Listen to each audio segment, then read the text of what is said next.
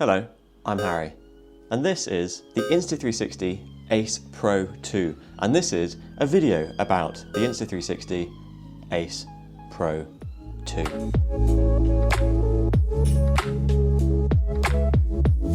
So Insta360 were very kind enough to send me their new Insta360 Ace Pro 2 on the proviso that I make a video about it.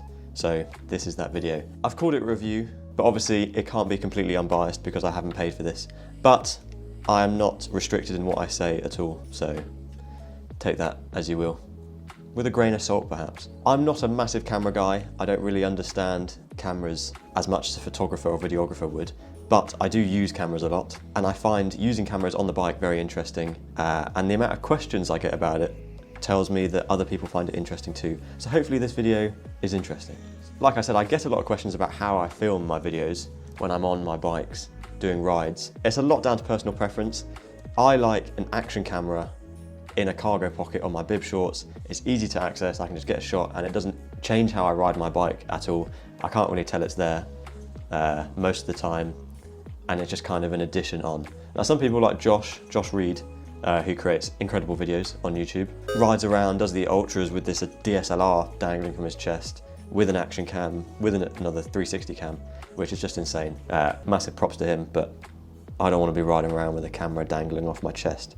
So I really like an action cam. And all my videos up to this point have been filmed 95% with a GoPro 10, I think, or a 9.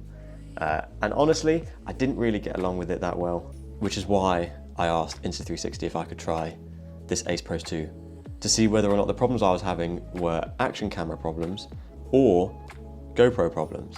Let's get into the review, overview. A little bit about me.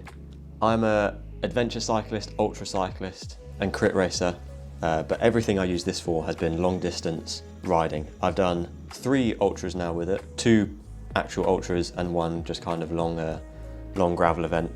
So I've given it plenty of use. I've used it for about 2,000 kilometers. Yeah, just under 2,000 kilometers. And I've been recording myself on a bike for probably 3 or 4 years now. Right, I'm gonna run through everything I like about the camera and then everything I don't like about the camera.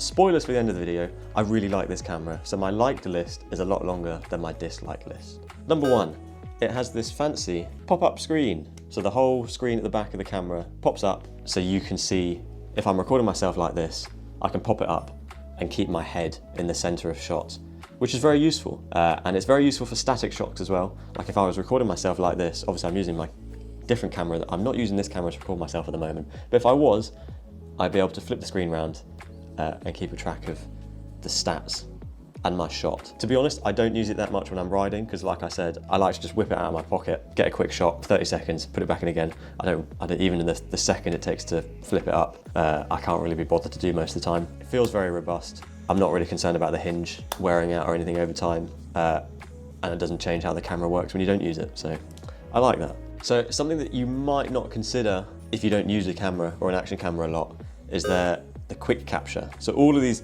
brands now, GoPro, DJI, Insta360, they all have a quick capture. So this big red button at the top, when the camera's off, if you just tap that button, it just starts recording, and then you tap it again and it stops recording. So when I want to talk to the camera in the middle of a race, if I want to catch a shot of a nice sunset, I don't have to take the camera out, turn it on, pick my settings, and then record it, and then stop the video, turn the camera off. I can just tap the button, I know it's recording, and then I can tap it again and put it back in my pocket.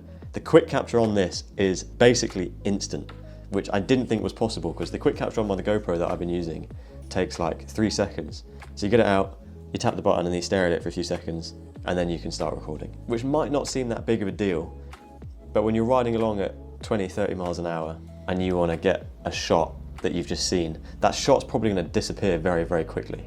So if I can get the camera out and start recording straight away, I can get shots that I couldn't get beforehand. So that's a big thumbs up from me. On the buttons, there are 2 buttons on this.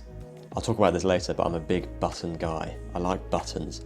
And these 2 buttons feel perfect. There's not much more I can say about buttons other than they feel really nice, really tactile. I never like misclick them or tap them in my pocket or something accidentally. The battery life is exactly what I'd want from an action camera. I used it at the Solstice Sprint, which is a 1,000 kilometer ultra race a couple of weeks ago, which took me 50 something hours, and I filmed the whole thing on one battery. I think I finished on like 30 or 40% battery, and I got a few hours worth of footage that I'll edit together at some point. So more than I need if I'm doing a multi-day, or if I'm filming a little bit more, I just take an extra battery and that should cover me. Also, the battery label on the camera, or the battery the camera telling you how much battery it has left, is very reliable. I've used other cameras where, you know, you take it out, I'll be recording, it'll be on 60, 70%, and then I'll take it out again and it'll be on 10% because the battery's had a bit of a fit and the camera doesn't know what to do. Whereas that didn't happen with this in my experience. So, the touchscreen, overall, I hate touchscreens. I really don't like touchscreens on anything, really, especially stuff on the bike. Like I said, when I'm bumping down a road and I've got to concentrate on what I'm doing, I don't want to be touching the screen because I can't do that without staring at it and it staying in the same place. Unlike a button, where I can feel a button, I don't have to look at it when I press it, whereas a touchscreen, you have to look at it. Saying that, this touchscreen is pretty good. Out of all the ones I've used, even when you get sweaty or you get wet, it still reacts the same, so decent. Build quality is built well. Not much more I can say on that. Actually, there is more I can say on that. I've dropped it a couple of times at speed and it's fine. I have no concerns that this is going to break on me, really, which is very reassuring. Apart from a chip out of this removable lens, it's all good. And the lens is removable, so if I smashed it, no bother.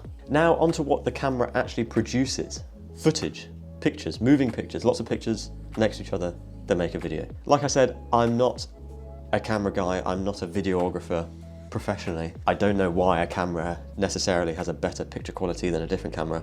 So all of this is very subjective, anecdotal, from somebody that just uses cameras a lot. The footage on this looks professional. It looks like I've taken it with this camera. The colors pop really well. It looks really high definition. It just looks really good. And I was surprised that an action camera of this size can produce footage that looks that good, because my GoPro does not look that good, unfortunately.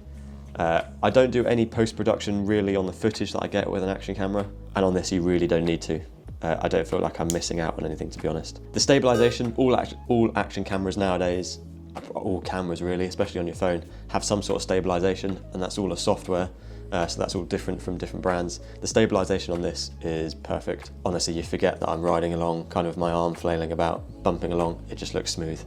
And I have no idea how they do that, but they do, and it's very good. Audio, capturing audio when you're cycling along is very tricky. I could wear a very fancy lapel mic like this, but the battery doesn't last very long. It's a bit finicky, and it just makes recording on a bike slightly harder because I'd have to connect it to something. So that's not really an option for ultra distance stuff, especially. So you have to use the audio off the camera, or at least I do. And then wind noise becomes a big factor. Obviously you're rushing along, lots of wind coming over your camera, and that's very tricky. And that's something that I've struggled with a lot with the GoPro. A lot of the audio that I captured wasn't really good enough, to be honest. Lots of subtitles, AI improvement that doesn't really sounds like a robot, or you just don't use the footage at all, which is a bit of a shame. Whereas this is not perfect, but it's a massive improvement on anything I've used before. 155 kilometers, first Calippo of the ride, embarrassingly late, but we got it down. It's got this kind of fancy built-in wind guard that you can actually change. I've not worked out how to take it off yet, but it does come with a spare, so I assume you can. Maybe you can't take it off actually. I'm not really sure whether you can take this off, but it comes in with a built-in wind guard on the front when I'm pointing the camera towards myself. 90% of the time the audio is usable, which is all you need really. Going up a climb is perfect, because obviously there's not much wind going past, and I used it a few times riding along on the flat at 20 plus miles an hour, and the audio is usable again. The back down again, over the River Severn and then back up to Warwick. It does have a limit. You know, I've tried and tested it out on descents with the wind rushing past, and the audio does get blown out and is unusable. But you know, that's to be expected. Right, so that's everything I like about this camera, which, like I said, is a pretty long list for an action camera. There's not really much to it. This is what I don't like. I have on my notes that I was about to complain that you can't lock the touchscreen, because I've had it a few times where it's been in my mouth and I've kind of knocked it against my chin and it's paused the video or zoomed in or changed a setting. And that was getting really annoying whilst I was riding with it. But I did my due diligence before this video, and I found out you can lock the touchscreen. I just didn't read the manual properly. So, you know, I can move that to the nice box. Like I said earlier, I prefer no touchscreen and just have buttons, maybe an extra button, and then, you know, work it out so you can move around with the buttons exclusively. But if you're gonna have a touchscreen, you know, at least have one that works. and they do. This action camera is slightly bigger than others I've used, specifically the GoPro. It's like 0.5 centimeter longer and a little bit wider. I assume some of that is to take in the bendy screen, which means it's a little bit heavier as well. All those little millimeters matter when it's being put in and out of pockets and being taken on a setup I try and keep as light as possible. But if that extra size allows it to be extra durable, have extra battery, and just be built slightly better, then it's not too big, but definitely a little bit bigger than others I've used. It's pretty pricey. All the ads I can see in the UK online are over £300, and then you've got hundreds of other pounds worth of accessories that you can have with it. That is pretty pricey for an action camera. I can't really comment on whether or not it's worth it because everyone's in different positions. Everyone uses an action camera for slightly different. Would I pay £300 for this camera? Yes, I would. If I broke it and Insta360 wouldn't replace it for me, I probably would just buy a new one. That's my rather small list of negatives for this camera. Let's move on to a conclusion. Conclusion. This camera. So you probably tell, very long list of positives. I really like this camera. A few things I'd change, but overall, extremely happy. If I was to buy an action camera with all the ones that I've used up to this point and an action camera for cycling, what would I buy?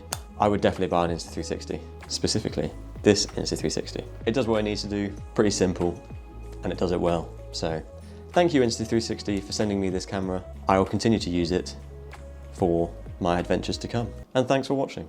Again, thanks to Insta360 for sending me some of their cameras this year. There's a reason I've only been chasing Insta360 for support and not any other action camera company, and have happily spent my own money on their other cameras. If you would like to buy this Ace Pro 2 or any of their other offerings, they have given me an affiliate link that is available in the description. Bye.